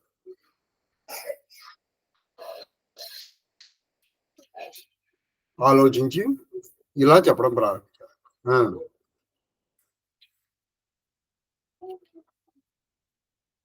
అనగా మరుత్తుండు యజ్ఞంబు చేసి. ఇప్పుడు చెప్తున్నాను నేను. ఒకప్పుడు ఒక రాజు ఉండేవాడు, మరుత్ అనే రాజు. ఆ మరుత్తుండు యజ్ఞంబు చేసి మహాధన రాసులను అవని సురులకిచ్చారు. ఒకప్పుడు మరుత్ అనే రాజు ఉండేవాడు, పెద్ద యజ్ఞం చేశాడు. ఆయన ఏం చేశాడు? ఈ దక్షిణలుగా తన రాశిని ఇచ్చేశాడు. కుప్ప పోసేయడం. అయ్యా ఈ కుప్ప మీరు తీసుకెళ్ళిపోండి, ఈ కుప్ప మీరు తీసుకెళ్ళండి అని కుప్పలుగా ఇచ్చాడు. ఈ కథలో ఇక్కడ చాలా జాగ్రత్తగా ఉండాలి. ఈ మరుత్ కథే నడుస్తుంది. వారవి కడు నెక్కుడు. వాళ్ళకి అప్పట్లో బ్రాహ్మడు ఎంత కావాలో అంతే తీసుకునేవాడు. ఎందుకంటే వాడికి ఎక్కువ ఉంటే అనవసరం. అందుకే తులసీదాస్ గారు కూడా చెప్తారు, స్వామి ఇతనా దీజియే జామే కుటుంబ సమాయ, మై భీ భూకా నరహూ సాధు భీ భూకా నజాయ. ఓ దేవుడా, నాకు ఎంత ఇస్తావంటే, జామే అంటే జిస్మే, ఎంత డబ్బు వస్తే నా కుటుంబం పోషణకు సరిపోతుంది. కాబట్టి దానివల్ల ఏం జరుగుతుంది? నేను ఆకలితో ఉండను, నా ఇంటికి వచ్చిన వాడు ఆకలితో ఉండను అని చెప్పారు. ఇక్కడ ఈ బ్రాహ్మణులు అవన్నీ తీసుకున్నారు, కానీ వాళ్ళకి అది ఎక్కువైనాయి. ఏం చేస్తారు ఎక్కువైతే? అందుకని వాళ్ళకి ఎంత కావాలో ఆయన ఇచ్చాడు కాబట్టి అందరూ తీసుకుని వాళ్ళ కుటుంబ పోషణకి ఎంత ధనం కావాలో అంత ఉంచుకొని మిగతాదంతా తీసుకుని అందరు బ్రాహ్మణులు, ఒకళ్ళు కాదు అందరు బ్రాహ్మణులు కూడా పాయింట్ ఆఫ్ సాటిస్ఫాక్షన్ ఉండాలండి ఎవరికైనా. ఇంకా ఇంకా ఇంకా ఇంకా ఇంకా అందుకే తృప్తింజందని మధుడు సప్తద్వీపంబులైన చక్కంబడు. ఇహ చాలు, చాలనే మాటకు ఉండాలి. ఇక మనం సంపాదించినంత వరకు చాలు. ఇక నెమ్మదిగా నెమ్మదిగా ఖర్చు పెట్టుకోకుండా. అందుకే రిటైర్మెంట్.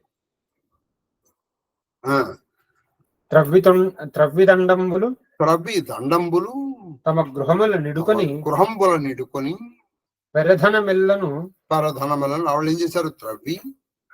వాళ్ళకి ఎంత ధనం కావాలో అంత ధనం ఇంట్లో పెట్టుకుని, పెరధనంబులు అంటే మిగిలిన ధనాన్ని నిధియుగా ఇమ్మైన నెలవున ఇడుచు ఒక మంచి ప్రదేశంలో మిగతా ధనాన్ని అంతా పెట్టారు. ఒక నిధిగా పెట్టేశారు. మిగతా ధనాన్ని అంతా పెట్టేసి అందరూ ఏకవాక్యత దీనినెవ్వరు కనినను ఇది వారి ధనము. చూడండి, ఇక్కడ మాట చెప్పారు, తవ్వేసి పెట్టేశారు. అక్కడ ఒక చోట వాళ్ళందరూ చోటి ఒక పెద్ద చోట తవ్వేసి పెట్టేసి, ఇప్పుడు మరి ఇది ఎవరిది ధనం అంటే వాళ్ళందరూ ఏకవాక్యముగా, అంటే అందరూ యునానిమస్ గా ఒక నిర్ణయానికి వచ్చారు. దీన్ని తర్వాత ఎవడు తవ్వి తీసుకుంటాడో, అంటే ఎవడు దీన్ని మొట్టమొదటిగా చూస్తాడో వాడిదే మొత్తం ఈ ధనం. అర్థమైందా? అన్నప్పుడు ఇప్పుడు మనలాంటి వాడు ఉన్నాడు అనుకోండి, రాత్రికి మనం వెళ్ళి మనమే తవ్వుకుని ఇదే నేను మొదట చూశాను నాది ఇది. అలాంటి వాళ్ళు అయితే అసలు వాడు తవ్వే అక్కడ పెట్టడుగా. మీకు అటువంటి డౌట్ రాకూడదు. అప్పటి బ్రాహ్మణులు, ఇప్పటి వాళ్ళు కాదు వీళ్ళు.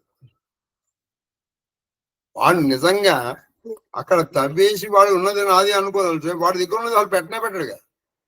కాబట్టి అందరూ కూడా ఏకపక్ష వాళ్ళు కాకుండా అక్కడ మీకు అని ఎందుకు రాయలేదంటే, అప్పట్లో బ్రాహ్మణులు అది రాయాల్సిన అవసరం లేదు, వాళ్ళు తీసుకోరు కాబట్టి. మళ్ళీ ఇక్కడ మీరు కొన్ని పాయింట్స్ అర్థం చేసుకోవాలి. వాళ్ళు కాకుండా ఎవడో ఒకడు ఏదో తవ్వుకుందామని తవ్వుకుంటూ చూశాడు అనుకోండి, వాడిదే ఇతను. వాడిది కాదు కంటే వాళ్ళు నిర్ణయించారు ఎవడు దీన్ని మొదట చూస్తాడో వాళ్ళది అని చెప్పారు. ఇదిగోండి ఈ విషయం ఎవరికి తెలుసు? ఇది ఎప్పుడో జరిగింది కదా, ఇప్పుడు జరిగింది కాదు, రాముడి కంటే ముందర జరిగింది కదా, శ్రీరామచంద్రుడి కంటే ముందర జరిగింది ఇది. మానవేంద్ర మహానిధానము తెచ్చి వలసినట్లు నీవు జయము సేవు. ఆ మహానిధానం తెచ్చుకో, ఎంత కావాలో అంత పెట్టుకో, దండం పెట్టుకో, హాయిగా చేసుకో, వ్యయము సేవు, ఖర్చు చేసుకోని అనగానే ధర్మరాజు అరే బాబు పదండ్రా అనలా. ఎందుకో తెలుసా? ఒక యాగం చేసేటప్పుడు ధర్మముతో సంపాదించిన ధనముతోనే సత్ఫలం వచ్చేస్తుంది. ధర్మముతో సంపాదించాలి ఆ ధనాన్ని. సరే ఆ ధనం నేను తెచ్చుకుంటాను, అంత ధనం మరుత్తుకి ఎలా వచ్చిందని అడిగాడు. ఎందుకంటే మరుత్తు అది అధర్మంగా సంపాదించాడు అనుకోండి, ఆ ధర్మంతో వీడు త్యాగం చేశాడు అనుకోండి, సత్ఫలితం రాదు సరికదా, దుష్ఫలితం వస్తుంది అంటంలో ఆశ్చర్యం లేదు. కాబట్టి మీరు ఎవరి దగ్గర సహాయం తీసుకోవాలంటే ఎవరు ధనార్జనని సగర్గా చేసుకుంటారో వాడి దగ్గర తీసుకోవాలి. ఎదటి వాళ్ళ పొట్ట కొట్టి నోరు కొట్టి ఎదటి వాళ్ళని అన్యాయం చేసి ఆక్రమించుకున్న కబ్జాలు చేసుకుని వచ్చినటువంటి వాళ్ళు మీకు డొనేషన్లు ఇచ్చారు అనుకోండి, దాంతో మీరు యజ్ఞయాగాదులు చేశారు అనుకోండి, మీకు దుష్ఫలితమే వస్తుంది, ఏ సత్ఫలితమే రాదు. అందుకే ధర్మరాజు గారు వెంటనే బయలుదేరలా తెచ్చేసుకోవడానికి. మరుత్తికి ఎక్కడి నుంచి వచ్చిందండి ఇంత ధనం అనేది? మనకు అనిపించండి ఏమిటండి అక్కడ మనలాంటి వాడు కదుగా ధర్మరాజు. అందుకని ధర్మతనయుడు అతడెట్లు పార్జించే అంత కాంచనం అంత బంగారం ఆయనకి ఎలా వచ్చిందండి మరుత్తికి?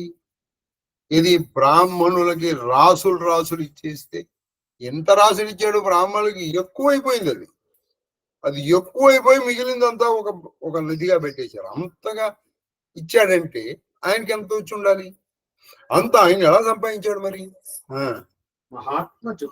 మహాత్మా ఓ వ్యాసదేవ చెప్పుమా అనేటప్పటికి అనుటయు ఆ సత్యవతీ తనయుండు మరుత్తు పుణ్యతర చరితం మరుత్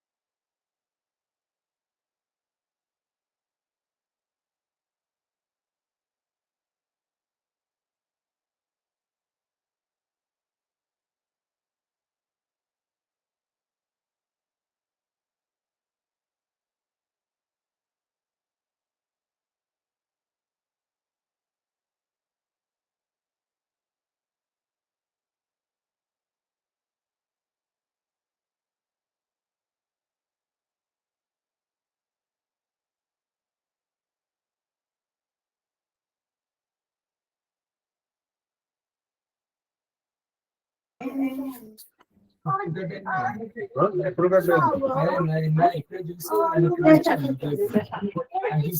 ఇప్పుడే కట్టేది ఉంటుంది ఎందుకంటే ఎవరు ఫోన్ కూడా చేయలేదు. అడుగుతాం మళ్ళీ మళ్ళీ స్టార్ట్ అయిందా స్టార్ట్ అయింది. మహాదేవా మహాదేవా సార్ ఎక్కడి వరకు విన్నారు మీరు? చరితము నుండి చెప్పాలి. ఆ, ఆ, ఆ. ధర్మరాజు గారు ఆయనకి అంత ధనం అంత పేదలకు ఎక్కడి నుంచి వచ్చింది అన్న దగ్గర ఆగారు. మిగతా వాళ్ళందరూ కట్ చేయండి, ఒకళ్ళే ఆన్ చేయండి. ధర్మరాజు గారికి అంత ధనం అదే ఆయనకి మరుత్తుకు అంత ధనం ఎక్కడ ఉంది? సార్ ఇప్పుడు చెప్పండి శాస్త్రి గారు. మరుసటికి అంత ధనము ఏ విధంగా సమకూర్చుకున్నాడు అని కృష్ణుని ఆయన అడిగారు మహర్షి. ఓ అక్కడ కట్ అయిపోయిందా? అబ్బో అయితే నేను కొంచెంసేపు చెప్పేశాను చూసారా. ఆ మరుత్తుకి అంత ధనం ఎక్కడి నుంచి వచ్చింది, ఎందుకని ఆ ప్రశ్న అడిగాడు? మరుత్తు కనుక ధనమును అక్రమార్జన చేస్తే, ఆ అక్రమార్జన ధనం కనుక ఈయన తెచ్చుకుంటే, ఆ ధనంతో కనుక ఈయన ఇప్పుడు అశ్వమేధ యాగం చేస్తే ఈయనకి సత్ఫలితము కాదు రాదు కదా, దుష్ఫలితం వస్తుంది అన్న విషయం ధర్మరాజుకి తెలుసు. అంటే వ్యాసదేవుడు అది అసలు అక్రమార్జన అయితే ఆయన చెప్పడు, అది వేరే విషయం అనుకుందాం. కానీ ఈయన జాగ్రత్తలు ఈయన ఉండాలి కదా. అందుకని మనం ఎప్పుడైనా యజ్ఞయాగాదులు చేసేటప్పుడు ఎవడు పడితే వాడు ఇచ్చిన డొనేషన్ ని తీసుకోకూడదు. అసలు వాడు దాన్ని ఎలా సంపాదించాడో తెలుసుకోవాలి అనేటప్పటికి అప్పుడు ఆయన చెప్పారు, నాయన ఆ మరుత్తు పుణ్య చరిత్ర అంటే చాలా మంచిది నాయన, నీకు చెప్తున్నాను వినని. ఇది ఎప్పటి కదా, కృతయుగంలో జరిగింది. కృతయుగంలో బ్రాహ్మణులు కాబట్టి వాళ్ళకి ఎక్కువైందని అక్కడ పెట్టుకున్నారు. మా ఇప్పుడు బ్రాహ్మణులు అయితే అసలు మనకి ఎక్కువైందని వాడు ఎవరన్నా ఉన్నాయండి ఈ రోజుల్లో? ఇప్పుడు నీకు ₹1,00,00,000 వచ్చింది, చాలేండి సార్ అనేవాడు ఉంటాడా? ఇంకొక ₹1,00,000 ఇస్తే ఇవ్వయ్యా. కాబట్టి మనకి ధనం మీద కూడా ఒక లిమిట్ ఉండాలి. మనకి చాలా అంతవరకు వచ్చింది, చాలు, తృప్తి పడు, అప్పుడు you will be the happiest person. సరే, దాన్ని కొంచెం పక్కన పెడితే ఇప్పుడు ఈయన మరుత్ కథ చెప్తున్నాడు. ఆయన కృతయుగంలో ఒక రాజు ఉన్నాడు, మనువు. ఆ మనువు కొడుకు ప్రజాని, ఆ ప్రజాని కొడుకు క్షతుడు, ఆ క్షుతుడి కొడుకు ఇక్ష్వాకు. ఆ ఇక్ష్వాకుకి 100 మంది కొడుకులు. ఆ 100 మందిలో పెద్దవాడు వింశుడు. అక్కడికి ఇది అంటే రాముడి కంటే కొన్ని వేల సంవత్సరాల ముందర జరిగిన కథ ఇది. అది సరే. ఆ వింశుడని ఆయన అందగ్రజుండకు వింశునకు వివింశుండు దయించు. వివింశుడు, అందులో పెద్దవాడు వింశుడు. ఆ వింశుడి కొడుకు ఎవరు? వివింశుడు. అప్పుడమిరేనికి 10 కొడుకులు. ఈ పుడమిరేటంటే ఎవరు? వివింశుడు. వివింశుడికి 10 అంటే 15 మంది కొడుకులు. వారిలో వారిలో అంటే ఈ వివంశుడి కొడుకు 15 మందిలో పెద్దవాడకు ఖనీనేత్రుడు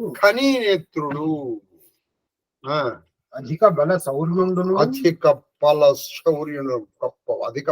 గొప్పమైనటువంటి బలము శౌర్యం కూడా కలివాడు కనినేత్రుడు వివింశుడి కొడుకు. వివింశుడు 15 కొడుకులో పెద్దవాడు. కార్యపరుండును. వీడికి బలం శౌర్యంతో పాటు ఇంకోటి ఉంది, అకార్యపరుడు. చెయ్యకూడని పనులన్నీ చేస్తాడు. అయి సోదరులను కలుసుకొని, అది మిగతా 14 మందిని కలుపుకొని, సోదరులను కలుసుకొని నడవక 10 నలుగురం జరచి మిగతా 14 మందిని అన్నయ్య ఏమిట్రా ఈ తప్పులేమిట్రా అని చెప్పారు. నా మాటకు మీరు ఎదురు చెప్తారా అని చెప్పేసి ఆ 14 మందిని మీరు చంపించేశారు. 14 మందిని చంపించేసి అన్న మాట విన్నందు చంపించి చెరచి సామ్రాజ్యంబు గైకొని వాడు ఇప్పుడు ఈ రాజ్యానికి నేనే సమ్రాట్, నేను చెప్పినట్టు విన్నాను అని వాడు పెద్ద కంట కూడా అయ్యాడు, ప్రజాకంట కూడా అయ్యాడు. మంత్రి విద్వేషము. అది వీడు ఏం చేశాడు, మంత్రి విద్వేషము, మంత్రులు చెప్పిన మాట వినలేదు. మీరెవరై నాకు చెప్పండి, మీరు నాకు ఏ సలహాలు ఇవ్వాలి చెప్పండి, దానాలు ఎక్కువ రావాలి, ఎవరి మీద ఎక్కువ ఎంత వేయాలో చెప్పండి. మాన్య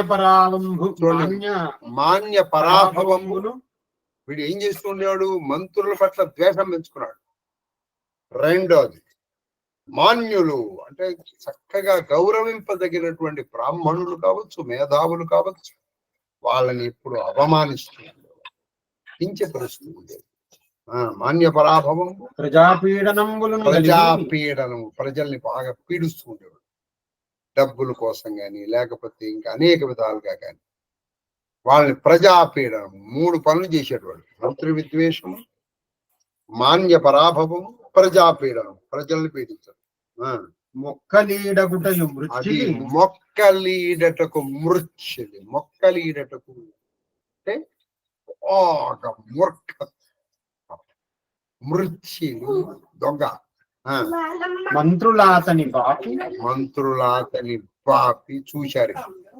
అప్పట్లో మంత్రులు చేశారండి వాళ్ళు. మన భాగవతంలో కూడా నేర్చున్నాం. వాడు వేణు అనేటువంటి వాడు పరమ దుర్మార్గుడైతే వాడు చనిపోయిన తర్వాత వాడిని చనిపోయేట్టు చేసి ఆయన కొడుకుల్ని పుడుకుని తీసుకొచ్చారు. వీడు దరిద్రుడు అని వాళ్ళు ఏం చేశారు, ఒక మంచి పన్నాగం పని వీడు చచ్చట్టు చేశారు. ఈ కనీనేత్రుడు చనిపోయేట్టు చేశారు. ఎందుకంటే వీడు ప్రజాపీడనం చేస్తున్నాడు. ప్రజాపీడనం చేస్తున్నటువంటి వీడిని చనిపోయేట్టు చేసి మంత్రులు అతని నందనుని రాజ్యమునకు పట్టము కట్టుకొని ఆయన కొడుకు రాజ్యం పెట్టారు. మంత్రులు వాళ్ళు తీసుకోవాలా, వీడిని ఒక విచిత్రమైన పరిస్థితుల్లో చనిపోయేటువంటి కనీనేత్రుడిని చంపేసి ఆయన కొడుకు అయినటువంటి వాడు, ఆయన పేరేంటంటే ఇప్పుడు వస్తుంది, ఆయన్ని రాజ్యంలోకి కుమారుడు. ఈయన కుమారుడు ఎవరైతే ఉన్నారో ఆ కుమారుడు తమ అయ్య చేటు చిత్తమునకు ఊరి నాయను, మా నాన్న ఎంత పని చేశాడు రా బాబు, నేను అలా చేయకూడదురా, నేను అలా చేయకూడదు అని అనుకుంటూ, అంటే మా నాన్న చేసిన తప్పుడు ఈయన చేయదలుచుకోవాలి. ఎవరు, ఈ కనీనేత్రుడి కొడుకు ఆ పని చేయదలుచుకోక మంచి పనులు చేయడం ప్రారంభించాడు. ఎలాగా, సచివ ప్రభృతులకు సర్వజనంబులకు ఆత్మల అనురాగం సచివులు అంటే మంత్రులు మొదలైనటువంటి వాళ్ళు, సచివులు లేకపోతే సామంతులు, ప్రజలు, పురోహితులు, బ్రాహ్మణులు, వీళ్ళందరికీ ఆనందం కలిగించేటట్టు తను ప్రవర్తించాడు. అంటే చక్కగా ధర్మ పరిపాలన సాగించాడు. ఎవరు, కనీనేత్రుడి కొడుకు. తర్వాత సత్యమును బాడి అది ఈయన ఎలా పరిపాలించాడు, సత్యం పాడి అంటే ధర్మం, పాడియు నొప్పి నిత్య ధర్మపరత నిత్యము ధర్మపరత. అడుగు తీసి అడుగు వేస్తే ధర్మంగానే ఆయన చెప్పాడు. అది కూడా సత్యము న్యాయము, పాడి అంటే న్యాయము తప్పకుండా ధర్మంగా, అంటే సత్యము ధర్మము న్యాయం.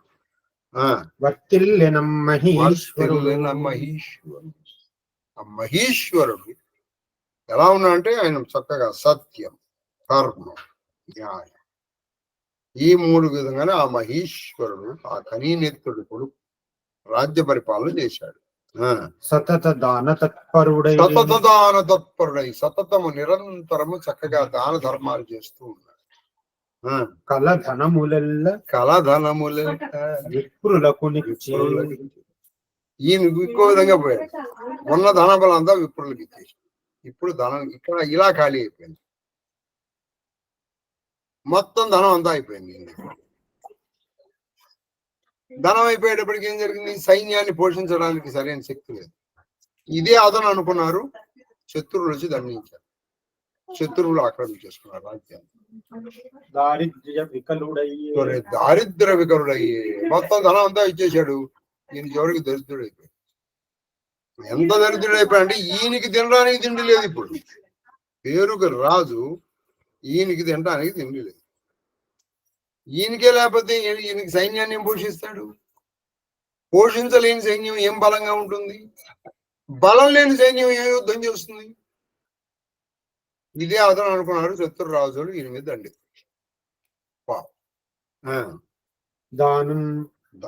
దాని మూలంగా కడుడస్సి చాలా అలసిపోయాడు. ఎవరు అలసిపోయాడు? ఈయన. ఎందుకని అలసిపోవడం అంటే ఏంటి? పొంది సేన కడుడస్సే అతని సేన బాగా అలసిపోయింది. అరాతులది ఎరిగి అది ఎరిగి అరాతులు శత్రువులు తెలుసుకుని చచ్చర వలసన్ తానము తోడబైకొని చూసారా? త్వరగా వాళ్ళందరూ వచ్చి ఆక్రమించేస్తారు. నరపతి చెరిచి నరపతిని ఓడించేసి అతడు తన ఆప్తులతో కలుసుకుని పారిపోయాడు. ప్రాణాలు దక్కించుకుని పారిపోయి అడవులకు వెళ్ళిపోయాడు. ప్రాణాలు దక్కించుకుని ఈయన కొంతమంది మిత్రులు ఆప్తులు ఎవరైతే ఉన్నారో ప్రాణాలు దక్కించుకుని పారిపోయి అడవులకు వెళ్ళిపోయాడు. బతుకు జీవుడు అనుకుంటారు. ఎవరు? ఈ కనినెత్రుడి కొడుకు. అది తర్వాత వనమునకునేగే సంయమి వనమునే కనుక ఈయన వెళ్ళి అక్కడ ఏం చేశాడు? సంయమి జనముల అచ్చరువునందు అది సంయజనముల అచ్చరువునందు చందంబున అజ్జన విభుడు నియతి నట తప్పుతామండి. వనమునికి ఎగి అక్కడ ఉన్నటువంటి మునులు కూడా ఆశ్చర్యపోయే విధముగా ఆ ప్రదేశంలో, ఆ వనములో ఒక ఘోరమైన తపస్సు. ఆ వనములో కొన్ని మునులు కూడా ఆశ్చర్యపోయే విధంగా తపస్సు చేశారు. వాళ్ళు కూడా ఏమి తపస్సురా పొద్దున్నే లేస్తున్నాడు, కూర్చున్నాడు, మళ్ళీ అన్నం తింటాడు, మళ్ళీ కూర్చున్నాడు. వాళ్ళు అక్కడున్న మునులు కూడా ఆశ్చర్యపోయే విధంగా తపస్సు చేసి నియతి నట మహాప్రభావముంది ఆడిన శరీరంలో మంచి తేజస్సు వచ్చి ఈయన ఏం చేశాడు? టైం ఎంతైనా అది ప్రభావం వచ్చి నేను ఏం చేశాడో రేపు చూద్దాం. ఎన్నో పద్యం? 20 చెప్పాడు. చాలు నాయన. ప్రభావం వచ్చిన తర్వాత ఈయన ఏం చేశాడు? ఇది మనం రేపు ధూపం చెప్పినాను. ధూపమా గరాభయామి తీసుకొచ్చారా? తల్లిగాడు రే అల్లరివాడు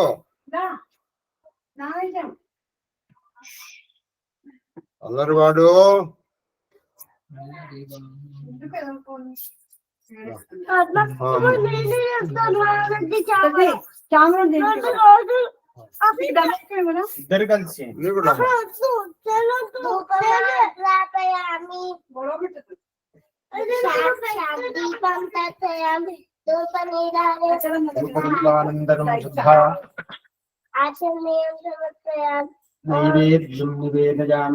నైవేద్యం చల్లు, నీళ్లు చల్లు తల్లిగాడు.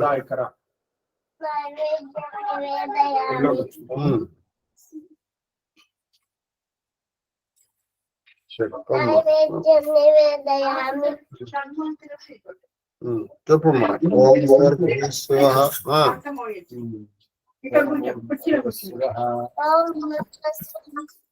చైతన్య రూపాంత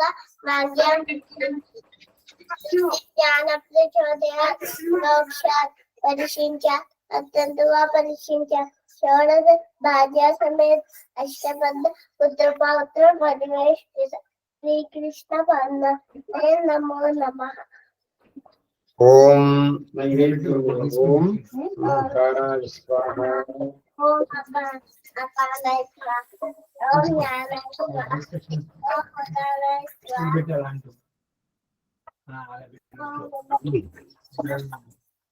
ఓం బ్రహ్మదేవాయ స్వాహ. చక్కగా సత్య మధ్య పాడి సమన్వయామి అష్టోత్తయామి సాధు ప్రక్షాళయామి సాధు ప్రక్షాళయామి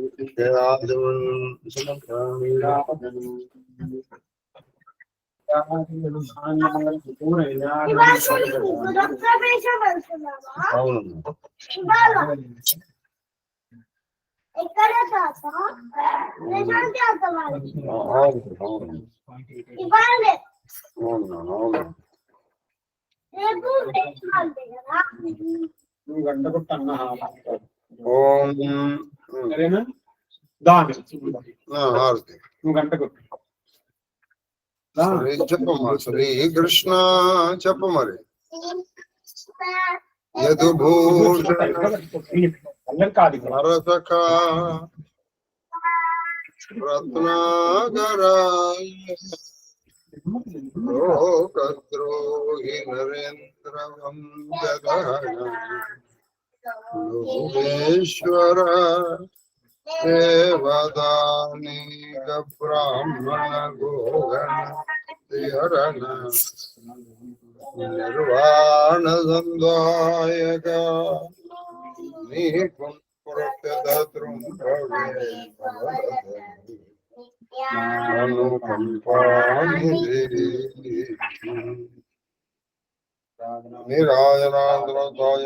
నమస్కరో హర నమో పార్వతీపతయే.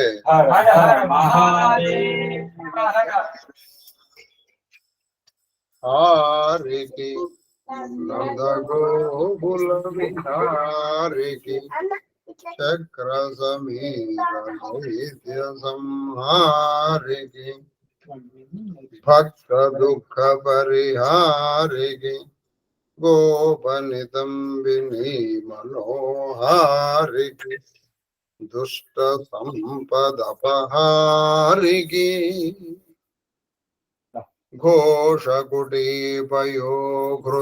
ఘోషకుటీపయోఘృతాహారికి బాలకగ్రహ మహాసుర దుర్వ నిత ప్రహరికి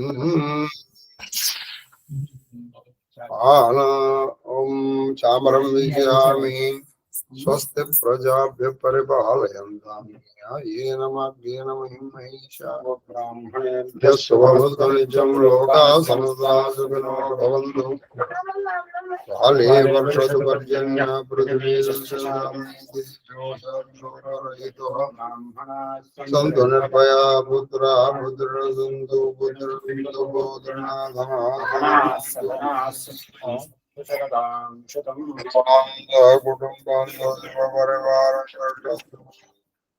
సర్వే జనాన్ ధర్మబద్ధ మనోరథ బల సిద్ధిరస్తు. కరోనా నివారణోస్తు ధర్మస్తు. సర్వం శ్రీకృష్ణ చరణానందార్పణమస్తు. గురవే కుసుమాంజలి. మహాదేవ మహాదేవ మహాదేవ మహాదేవ మహాదేవ మాస్టరు. మహాదేవ మహాదేవ మహాదేవ సార్. మహాదేవ మహాదేవ మహాదేవ శాస్త్రి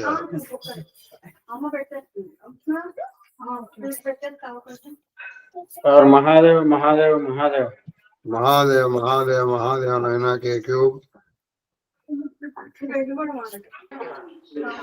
మహాదేవ మహాదేవ మహాదేవ గురువు గారు. మహాదేవ మహాదేవ శ్రీలలిత. అమ్మా శ్రీలలిత నీతో చిన్న పని ఉందమ్మా, ఒకసారి ఫోన్ చేస్తావా? అలాగేనండి. మహాదేవ్ మహాదేవ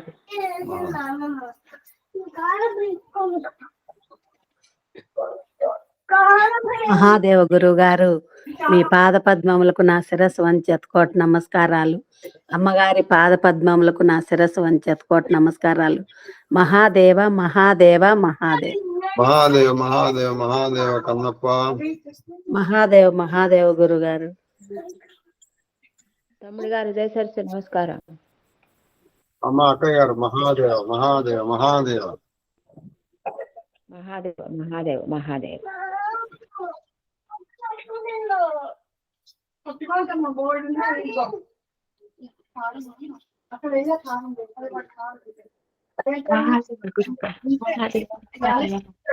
మహాదేవ మహాదేవ మహాదేవ అక్క. అక్క మీరు భువనేశ్వర్ నుంచి ఎప్పుడు వస్తారు? ఇక్కడే ఉన్నాం గురుగారు, హైదరాబాద్ లో. హైదరాబాద్ లోనే ఉన్నారా? సరే సరే. అంటే కనపడకపోతే భువనేశ్వర్ వెళ్ళిపోయారేమో అనుకుంటున్నాను. మహాదేవ్ మహాదేవ్